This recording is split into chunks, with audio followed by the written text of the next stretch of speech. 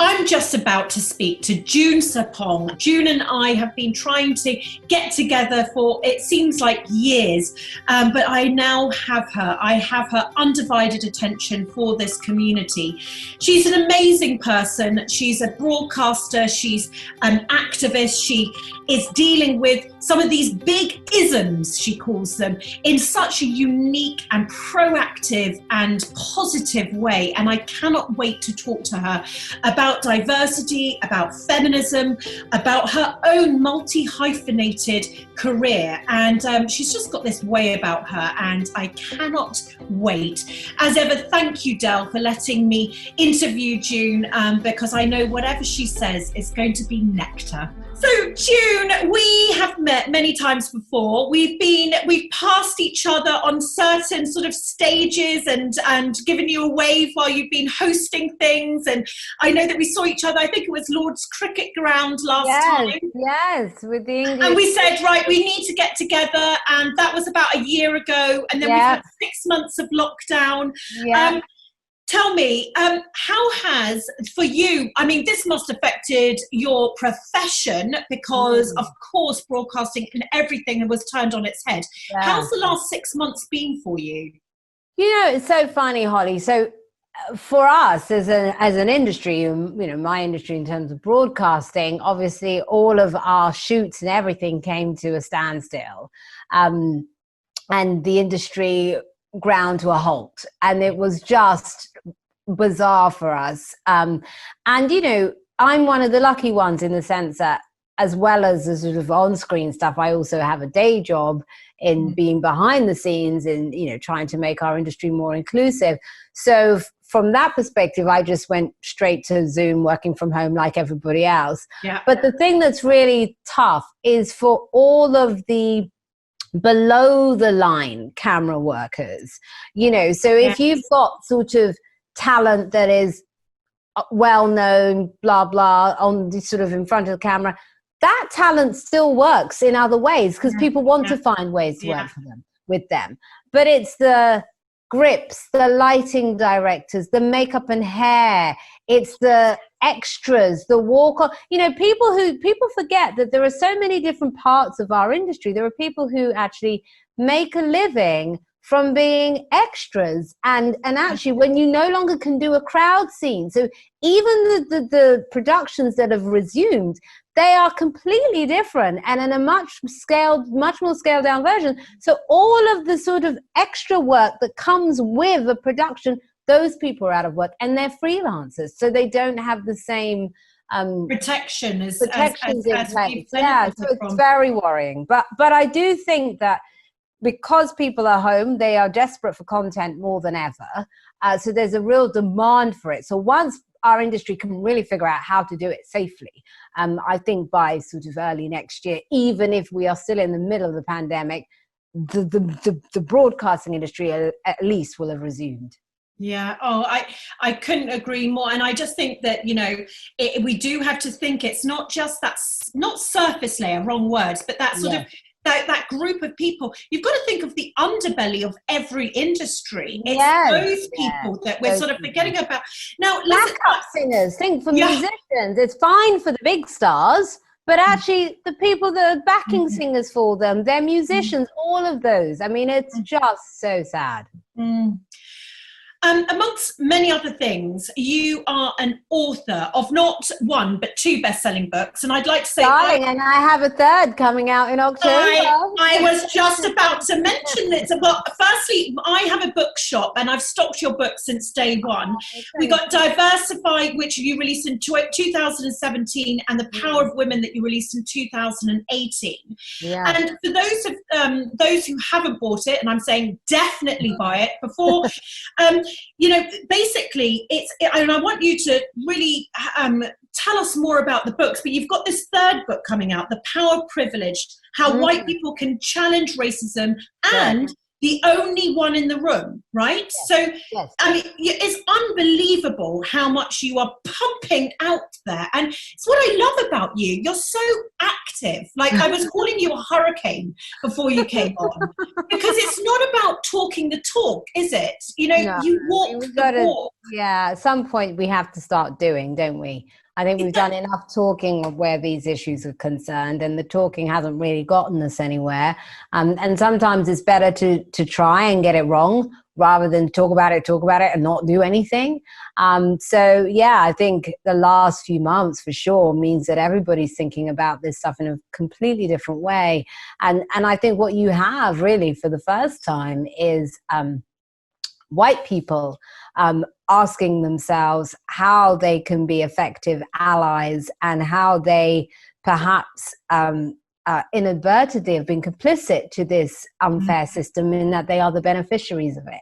And this isn't about apportioning blame. This is about saying that this is the system that we have, and how can we create something that's fairer for everybody? And that only happens when those with the most agency in society also get involved in helping to create the change. So what did you just say that for those who have the most agency? What does that mean? So those that have the most agency are those that have the most access, the most rights, the most everything to be able to actually have influence in our society. Yeah. And and do you think that from your experience, I mean, you've been on our screens forever. I was just saying, like, you are really I love that. People of a certain age, yes. We are Generation X and proud. But you know, it's that thing that some people, you were just saying, it's not about proportioning blame. No. And it's not about doing these things. And I would say that I think that, you know, you and I'm sure you found, you know, people are ashamed of potentially maybe something that they've been involved in with no understanding. You know, if they had known, they would have known. And do you think that sometimes causes paralysis? You know, you basically you can't move forward because you have to accept blame or what you think is blame, and then thus nothing gets moving. And totally, Holly. And then people are also scared of saying the wrong thing or doing the wrong things. So therefore, then they're sort of caught in this sort of state of paralysis. And actually, what we need to do is move beyond that.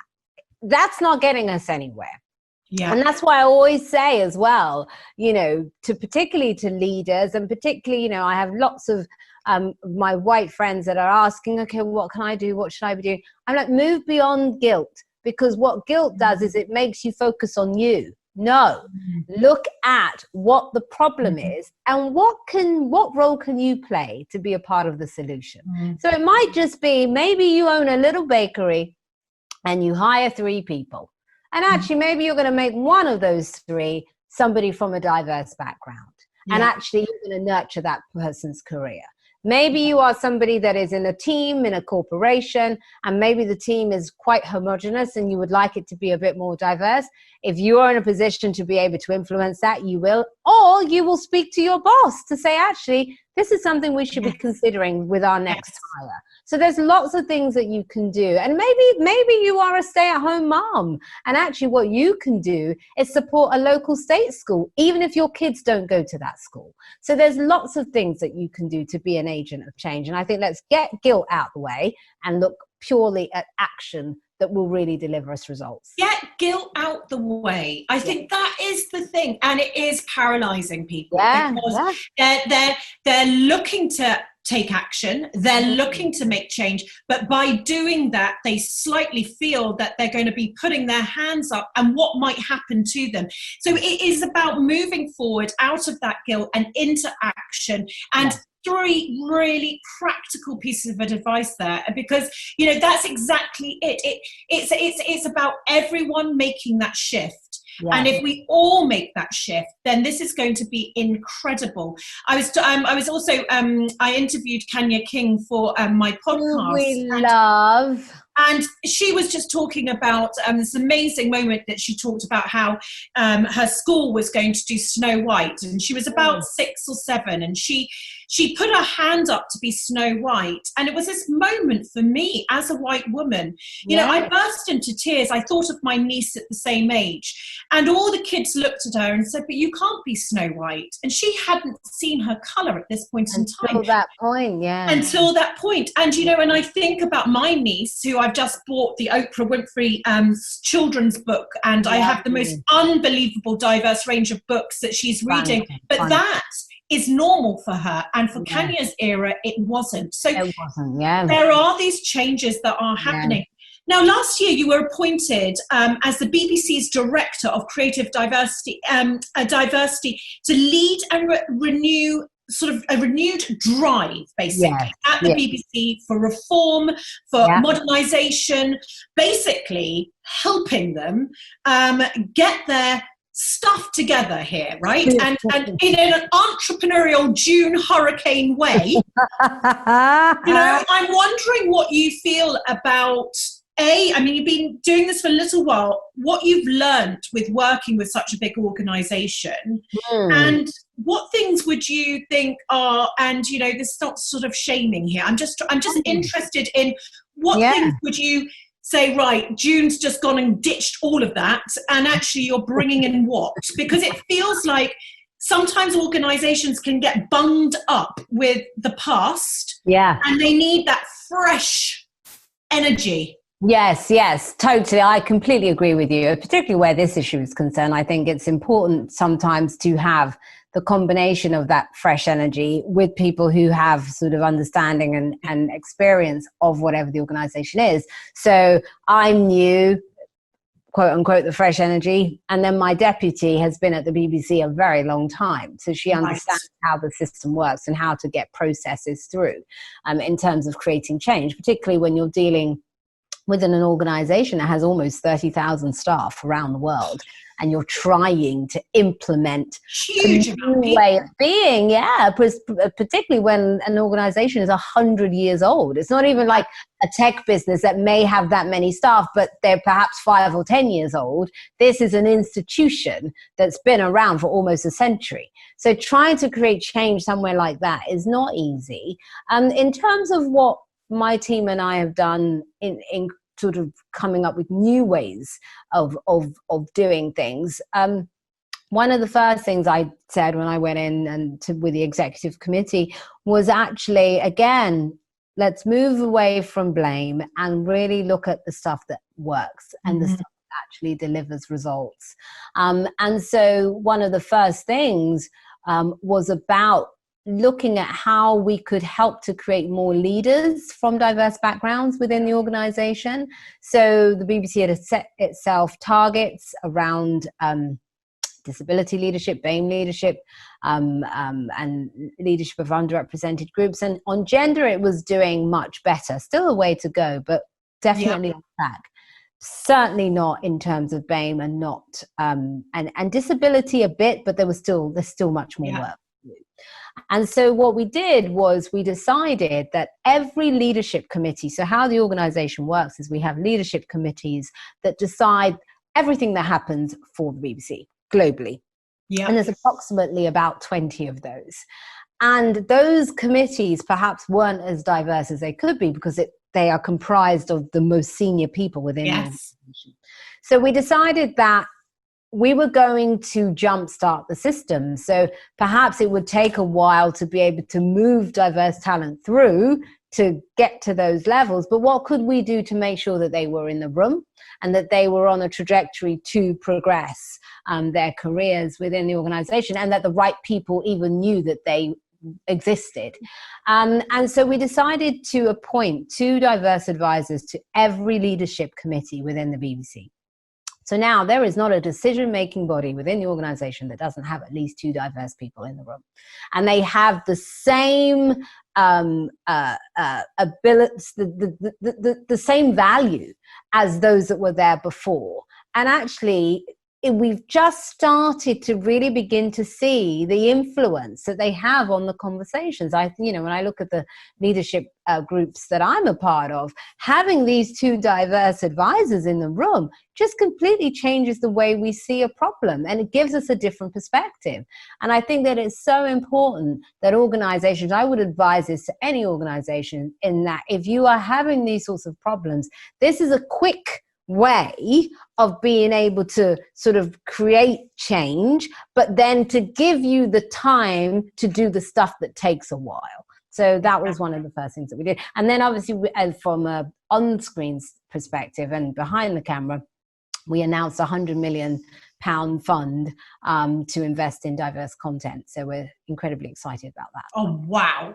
That's a good sizable chunk of money, isn't it? Mm-hmm. And you literally, my next point really was just what you actually said. So whether you're a large organization or a small organization, so not only is it the right thing to do, but it makes great business sense, because this is the point, isn't it? It's about having actively looking for diverse ideas across an organization. And actually you've created, haven't you, a really useful toolkit which recognizes that people aren't perfect and that we are all trying to challenge our isms. I love that. Challenge the isms. So can you just explain what your 6 degrees of integration are? Yes, of course. These are 6 steps on how you can better connect with the other, whatever the other is for you. And the thing is to acknowledge that we all have hidden biases, in the sense that, we've all been conditioned to see society a certain way. We've all been conditioned to see one type of a person as a leader and another as someone that should follow. And often we don't challenge these limiting beliefs because they are so baked into the fabric of society. So the 6 steps are: 1 is to actually be aware of your ism, so to challenge your ism. Like I said, most of us don't even know what our sort of blind spots are. And even people from diverse backgrounds have them. The reason I decided to write the book was when I came up close with my own unconscious bias. And, I thought I didn't have any until I realized actually I do. And would you say everyone does, right? I mean, everyone does. Everyone does. And so to challenge your ism. Then the second, I think, is really important, Holly. And, I know you're someone that really embraces diversity, and you have a very diverse group of friends, but you're not the norm. Most people tend to interact with people that are just like themselves. And what I would say is to check your circle. If your social circle is of people who think like you, see the world the way you were educated the same way you were, chances are you have a linear outlook, even if you don't want to. And so in checking your circle, if it's not as diverse as it could be, I would hope you would create a new connection. In creating a new connection, hopefully that allows you to change your mind. And then the 5th one, I think, is really important for us in the UK, because we're so uncomfortable with acknowledging difference. And often difference is where the magic happens. So it's to celebrate difference, be comfortable with difference. And then the 6th is to champion the cause, tell other people, get them to do it too. Great. Oh, just absolutely fantastic. I've got lots of comments and questions. So Moon Edisi, hi June, such a pleasure to see you. Love and Mantix, June, you look totally fabulous. Florals at number 9. Hi ladies, I'm so excited for this one. Well, Florals, it will be out soon. Feisty Tapas, love your background, Holly. Well, thank you very much. I love that you've got Brazil in front of. This is just, definitely. I mean, how badly do we want to go on holiday? I've never longed for the feeling of sand in my toes for as much as I do now. So I've got a few questions for you. Anna Brand Stories Moss. If June could achieve another major achievement in life, what would it be? Oh my God, what a question, hey? Oh, I love that. Oh, well, I would hope kids. I would love children. I love kids. So I think that would be a nice... that would be that little thing. Yeah, that little thing. And Oh, that's the thing that lasts with you, stays with you forever, right? Yeah. It's up for here forever. No getting away from that. No getting away with that. So that is, I wish you that. And what we've got Brendan Perfumery. What's her secret to happiness? She's always so smiley and positive, and it's just so wonderful to see June. Oh, bless you. You know what? I am grateful for the little things. I think there is so much to be thankful for in life. And the thing that I'm most grateful for is a non-eventful day, you know, a mundane day. I don't think we are grateful enough for Monday because, you know, I know you've had ups and downs. I certainly have. And one piece of news can change your life forever in a moment. And there's colleagues I've worked with who've just been given a terrible diagnosis in terms of their health. A month ago, they had no idea that this was coming. And so for me, a non-eventful, peaceful day is something I'm so grateful for. And I think as many of those as I can have, I am going to be happy. What a brilliant summary, because it really is. And I always remind well, your husband's good. Hey, I'm thankful. Yeah. Yeah. For all of those, and I was just saying, you know, on June on Friday I get married, so in less than 48 hours. And I always say to my other half, now this man, he is the luckiest man alive. I've been telling him that for 18 years. Yes, he is I do say to him, he's a half glass full sort of guy, and you know, I do, as he, you know, he's also going to be 60 this year, and I do say to him, one phone call changes your life.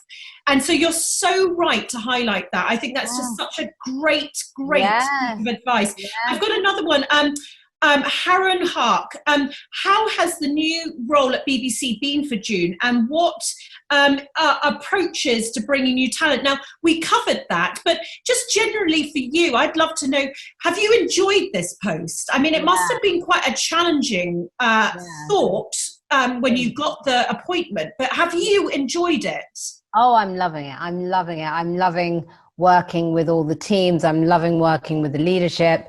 You know, we have a new DG who is really passionate about inclusion, and our Chief Content Officer, Charlotte Moore, this is one of her key priorities. So having people who really believe in it makes the job so worthwhile, because, you know, you actually can affect change. And also, you know, having been talent myself, I understand what the problems are. You know, still sometimes I'm a TV presenter, and actually I know that what those meetings are like when a commissioner sort of fobs you off and all of that stuff. So understanding how it works definitely that's key, isn't it? I mean, that's why it's such a clever appointment, because, you know, I always say, you know, you've got to walk the walk and not talk the talk. Well, actually, sometimes walking the walk, when I think about it's a different matter. But, you know, if I look at the British High Street and what's going to happen, and actually that there are... we talk about that, please? Yes, well, let's do that, because they're the centre point of our society, right? And so if we do not sort this out... So what I did is I went and got my own shop for the last 4 years. I now know what it's like to deal with a landlord. I now know what it's like to have business rates. I now know. And so it's a bit like for you, you know what it's like on the other side of the camera. Yes. And it's only people who actually know the nitty-gritty who can probably change things, right? Yes, completely. I mean, it's so funny, Holly. I was walking down Soho the other day and I almost burst into tears. It was heartbreaking. Shocking. Every second shop is boarded up. And you know, so many of them are not coming back. I mean, what should we be doing? Yeah, well, you know, I'm worried about the high street. I am worried about the high street. I'm worried for the fact that I don't know if so many things in our lives have changed potentially faster. Well, for instance, working from home, I believe that potentially the flexibility and the what's happened actually was coming our way. It was just going to take years. And the unfortunateness is it's sped up, but I don't think it's ever going to go back, because actually we were meant to be in this position of flexibility. So that's one thing. Has the same, and this is the hypothesis of a question I'm sort of putting out there, has the same happened to our high street? Were we always going to go more online anyway? And did we need to catch up, and the dinosaurs needed to move out, and potentially what needed to happen was a good decade of people experimenting on the high street with making them like experimental brand stores, you know? So you actually had not just Apple, you know, who's the only people that we can quote doing a different experience in store. And it's not about having checkout people with an iPad. It's about the fact that Patagonia might have, you know, a ski school in their shop, right? You know, or you might have a hairdresser. Experiences. Exactly. And so what I worry about is that this one has been sped up, but no one was ready for it, because the dinosaurs had moved out, and we're not prepared. So what we're going to potentially see is a whole heap of high streets empty. And, you know, and then this is where I think the government's got to step in, because it's all council led. It's not, you know, they need to step in and demand that the councils start to put quotas on towns to have a diverse range of shops. So from small shops, independents, you know, let's say 35% of any high street has to be independent small businesses, because, you know, they're the ones who will rejuvenate. You know, they're the ones who are founders and quick, and they don't have chains, you know, because I think chains are what's lugging the high street down. You know, founders with spirit and energy are the people to get people back. So, but, you know, I just think we've sped too fast into this one, and it means that we potentially are going to have this sort of the Soho. I just went there only recently, a few weeks ago, and it was terrible. The experience was terrible. Terrible. Because also I haven't been in the West End really since lockdown. So to go there and see it, you know, it's one thing when all the shops had to be closed, but the fact that shops are allowed to reopen and it's still that way, it was just heartbreaking. Absolutely heartbreaking. So June, The Power of Women is a must read for everyone, and because it basically debunks these sort of myths about the ism called feminism, and you remind us that feminism, that's a good ism. That's an ism. That's a good one. That is a great ism. You remind us that feminism isn't just good for women. It is good for everyone. It's about bringing women to the table. It's good for our personal lives. It's good to our business worlds. It's good for our economy. It's good for society. But we all know that getting to the seat and getting to that table isn't always easy. Can you just give us some advice for anyone who's feeling this at the moment? Because, you know, slightly, potentially, there's a lot on everyone's plate, right? We're looking to be better human beings. We're looking to be diverse. We're looking for inclusion. We're looking to make sure that there's women at the table. And I'm wondering what you think are the, you know, when I think of you as a hurricane, what are our quickest ways, if you're a small business or a founder out there, or you are working in an organization? And I just recently actually was speaking to a friend who told me about a story of a number of men all sitting down at the table. They were all quite senior, and they all got promoted. And she was there, and another woman was there, and they were all thanking each other in this organization for voting for them to get the promotion. And it was basically, she wanted to almost say it was a comedy sketch, because in this day and age, you and I would think that this potentially does not happen, right? Still, it's still happening. And she just put her hand up and went, does anyone else think that this is quite odd? Because she didn't get a promotion. And they said, listen, you know, the thing is that don't worry, we've got a meeting scheduled about this issue. And I just literally was just thinking, I can't believe it, like, is this a joke? You know, but she didn't want to rock the boat too much, you know, because it was that, it's when you get worried about something, isn't it? It's this being paralyzed. You don't know if you should say anything. Yeah. Have you seen, does that story ring truth to you? Do you still hear these stories? Well, I think even if not necessarily that the specific stories like that, I think that actually the data is very clear. If you look at the leadership, the makeup of leadership, Yes. It's clear we have a big problem when it comes to the progression rates of women in the workplace. And also what I do say though, and this isn't in any way to downplay the severity of the problem, because it is a serious problem. But we do have to also be mindful of the fact that women have only been in the workplace in large, sort of sizable numbers, really over the last sort of 60, 65 years.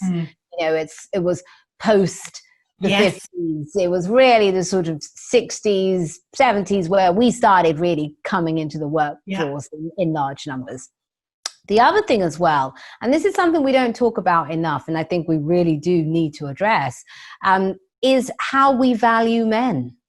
We still value men based on their achievements. We value men based on success. We don't necessarily value women on that. It's a bonus if a woman is successful, but that is not going to determine her value in society. Sadly, we value women on youth and beauty and stupid things.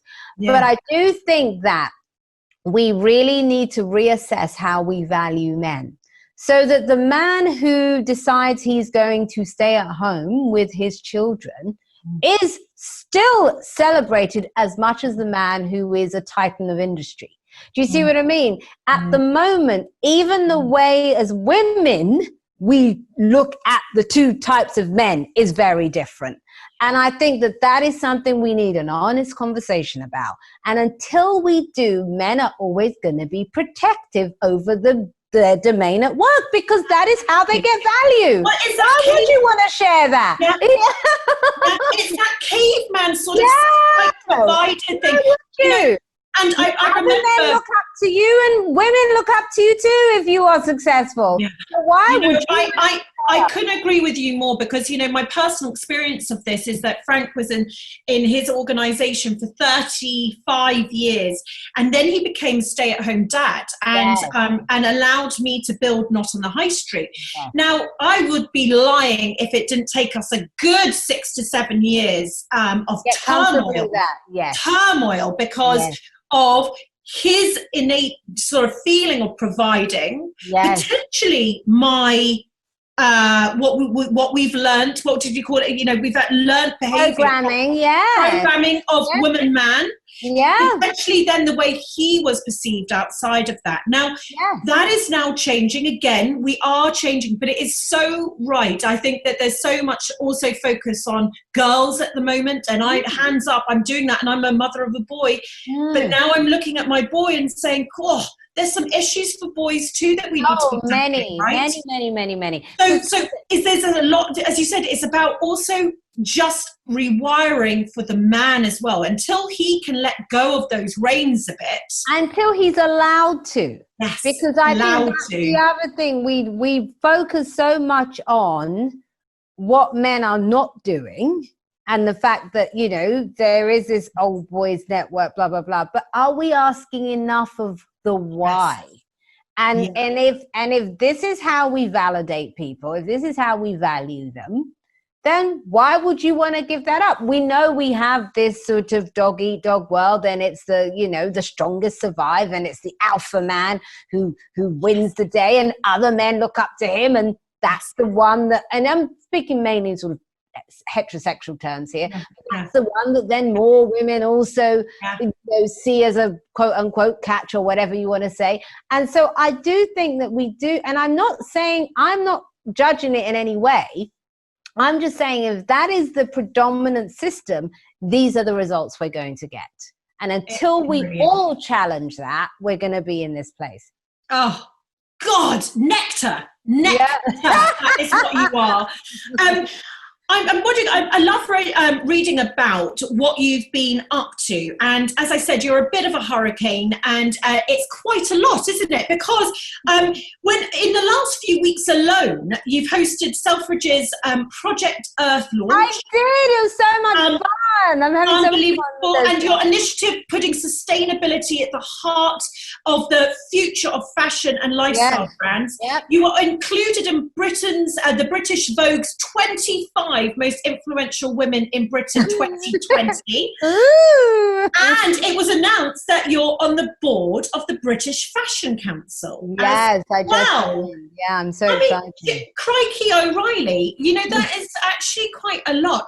Tell me about your leadership style, how you bring people along with you. I mean, I'm brought along with you because of just the way that you are. But tell me about what you've learned over your career that you're sort of using now to start to influence, major big organizations. Yeah, I think, you know what, and you have this naturally as well in just the way you interact with people.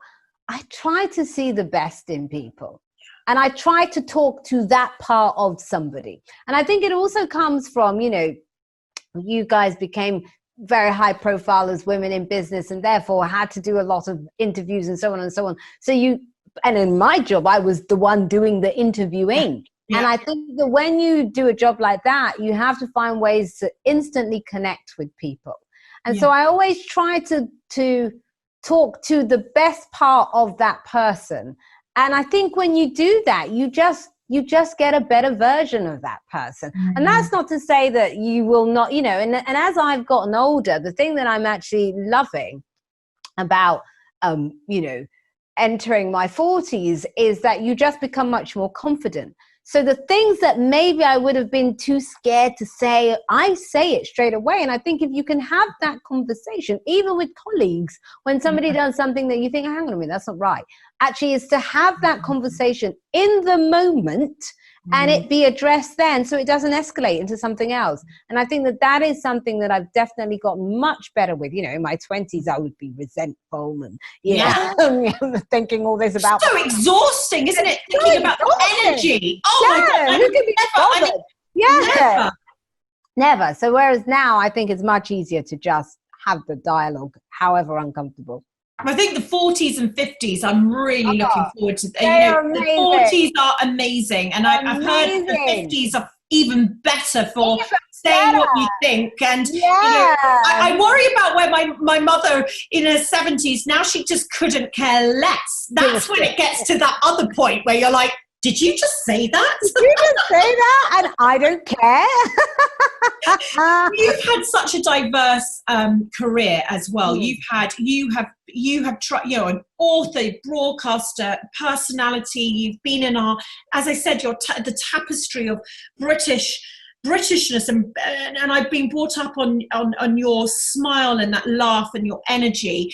Tell me, in the future, careers are going to be multi-hyphenated. This is going to be, and actually, I even say to businesses that I mentor or founders out there, again, scared about swapping it up and changing it up, still on the same course, might not be working, and actually being able to pivot around. And I know we've talked about the pivot word a lot during this period of time. Tell me about your life in that sense, changing and your confidence to become an author, etc., etc. Totally. And I think you're so spot on. And that's why, if I could just pick up on what you just said there, and then I'll answer the question, is the work you do in supporting and advising entrepreneurs is so important, because I do think that when people start a business and they have an idea, they have this rigid view of what that business should be. And sometimes a business talks to you to say it's something else. Actually, if you look at all of the big successful companies, they all pivoted, didn't they? They all morphed. And it's about being flexible enough to go with that without all the painful losses, because we know in COVID, so many companies will not survive. We know that. And the world is changing. But that doesn't mean that your business needs to go under. That means you need to just be flexible enough to adapt to what the customer is now asking for. And I think that what you're doing is so important. So I can't thank you enough. Thank you, June. And it matters now, Holly. It matters so much because we know what people are going to be going through. Yeah. Well, when you look at, so just to interrupt, and I want you to ask that question, when you look at the latest figures, you know, we're going to have, you know, what, 700,000 at the last count, people have lost their jobs, and furloughing hasn't finished yet. So I don't know what we're going to be facing, but a super huge amount of entrepreneurs, I think, will be born like the last recession. So, you know, it is key. But carry on, you were going to answer the question. Yes, it's totally key. In terms of being comfortable pivoting, I think I do think that's in part because I'm a Gemini, so we like change anyway, you know, we're quite flighty. I've always been all right with trying something new. And I do think I'm so grateful for that. You know, I'm not one of those people who's like, oh my God, I have to hold on to. And so even in my TV career, you know, I was really lucky. I started on air and on screen at a very young age. I started in radio when I was 16 and TV when I was 19. And you know, had a good 15, almost 20-year run of unbelievable success. And then my on-screen work started to dry up a bit. You know, there was a time where the phone was always ringing in terms of on-screen work, and then it wasn't ringing as much. And actually, rather than be desperate to hold on to that, I thought, well, hang on a minute, there's a new generation of TV presenters coming through that are so talented. If I can support and nurture and champion them in any way, great. What else can I do? And so that is how all of my activism work, that is how the work around gender equality and all the stuff that I'm doing in diversity was born, because it was like, I have this skill set, I have this experience, how can I apply it to something else? And I think it's really important to listen to the flow of your life and the flow of your career. And sometimes it is taking you somewhere else, and it's taking you somewhere else that's better, because actually I'm loving this phase of my career even way more than the stuff that I did in the past. Oh God, that's so good to hear. I can hear it in your voice. And before we go, I wanted to ask you, you know, for me, you know, lockdown has, and as I was speaking to Asma Khan, and she love Asma. Holly, that's what we'll have to do. When the new restaurant opens, we have to go to the new restaurant. We're going to have our lunch date. Yeah. And we're going to eat amazing food. Oh my God, you're genius. That's what we're going to do. That's what we're going to do. But when I was talking to her, and it was right at the beginning of lockdown, and we were just talking about how, you know, for her as a founder, she potentially connected with herself again. Yes. And I remember maybe 2 months into lockdown, I was having the same experience. I mean, I was working my butt off, but I was having the same experience because never in 20 years had I been at home. Never in 20 years had I at lunchtime walked into my garden, because I was privileged enough to have a garden and a lovely outdoor space. Never had I sort of really had moments where I could really connect with myself, because there wasn't the noise of the office. So these are things that I definitely, you know, I started getting up at 6 o'clock in the morning on the dot and started work then. And that hasn't changed at all. So tell me about your experience in terms of some of the things, because, you know, I want to say we're coming out of it and potentially we're going back into it, but let's pretend we're coming let's pretend we're coming out of phase one though. Yes, we're coming out of lockdown. Lockdown point one. Tell me what you think that you've learned over this period of time that you will be taking with you long term. Oh, definitely. So there's this amazing Indian guru that I'm obsessed with called Satguru. He's amazing. He's so funny. And I'm so lucky. I watched the video at the start. I don't know how, it just appeared on my sort of recommendations. And so I watched the video at the start of lockdown. And what he was saying was that this is really a once in a lifetime opportunity where the whole world is in reset mode. And you have two options, don't you? You can either focus on your stresses and all of the concerns, and please, there are many, particularly those that have lost loved ones, absolutely, those that have lost their jobs. I mean, you know, I'm not in any way underplaying or downplaying the severity of the situation. However, what he says is you can make that all of your focus, or you can say, this is a time where everybody around the world now has this collective event or trauma, whatever it is. We've all experienced lockdown, even if it's in different ways. How are you going to use this time to upgrade yourself as a human being?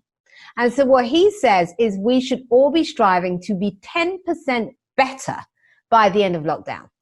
10% better partner, 10% better mother, 10% better businesswoman, 10% kinder to yourself.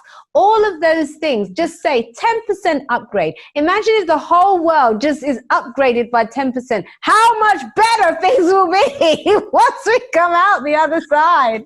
I can't adore you more, though. This is the thing. You've got to go, and I don't want to keep you, but I just literally just want to go.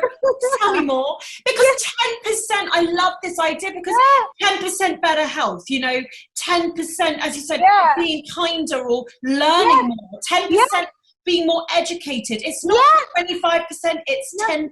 It's 10%. And you know what? I'm going to post the video on Instagram. Now you've got me Instagramming. I am going to be your, in a good way, stalker on Instagram. I am going to be your Instagram fairy. I am going to nurture you. Nurture me. Okay. And I'm going to be your liker. I'm going to be liking you on your grid, on your stories and everything. Tell me what I need to do.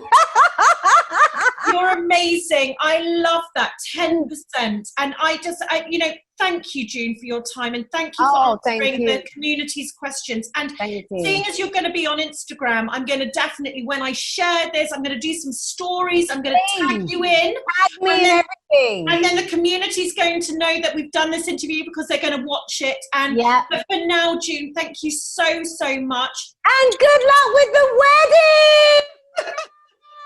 Thank you, and I will see you at Asma's for the best gossip and food. And best food ever. I cannot wait. Bless you. Thank you. Sending you much love. Thanks, Holly. So amazing, June. As I thought, she is a complete phenomenal hurricane, and I don't meet that many hurricanes. That energy. What are the things I'm going to take away? Well, number one, I've got to get my guilt out the way. Guilt is an absolutely negative emotion, and it's all about what we spoke about. It's about actually doing the doing part. We've spoken enough, and get the guilt out the way and move forward. We need to move on from this blame culture, potentially, that we are in, and we need to start to see productivity and energy moving forward. And what I loved is June actually gave 3 perfect examples of what anyone can do in different scenarios to deal with their ability to move forward with diversity. Be grateful for an uneventful day. Well, look, I'm stuttering, I believe in it so much. An uneventful day is a day that we are blessed with, when one phone call can change everything. So let's make sure that we try and listen to June's words and take those on board.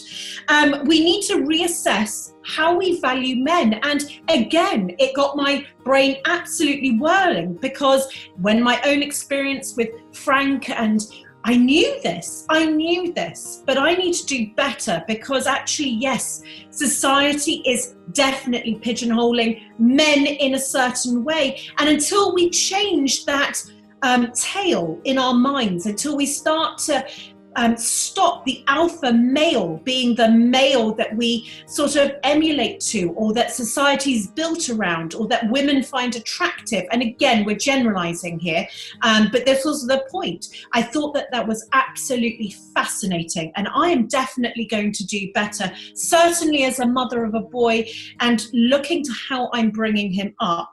June reminded us of the importance of listening to the flow of our lives. What a beautiful sentence. if you are in a relationship, if you're in a workplace, if you're running a small business, if you've started a business and it's not going according to plan, listen to the flow of life. It's also what I say, listen to the universe, because it is trying to tell you something. And we're so pig-headed sometimes that we don't want to listen, or we are so scared of listening to change that we don't address it fast enough.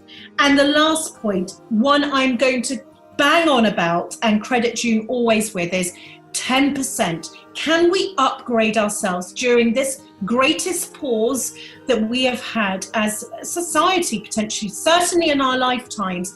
Can we upgrade our health, our business, our knowledge, our kindness, our happiness by just 10%? These things have been just unbelievable to learn from June, and also just to be around her spirit. She's a phenomenal woman, and I really, really can't wait to continue to be her cheerleader like she is ours. So again, thank you so much, June, and thank you, Dell, for helping us bring these amazing experts to this community. We couldn't do it without you, and thank you from the bottom of my heart.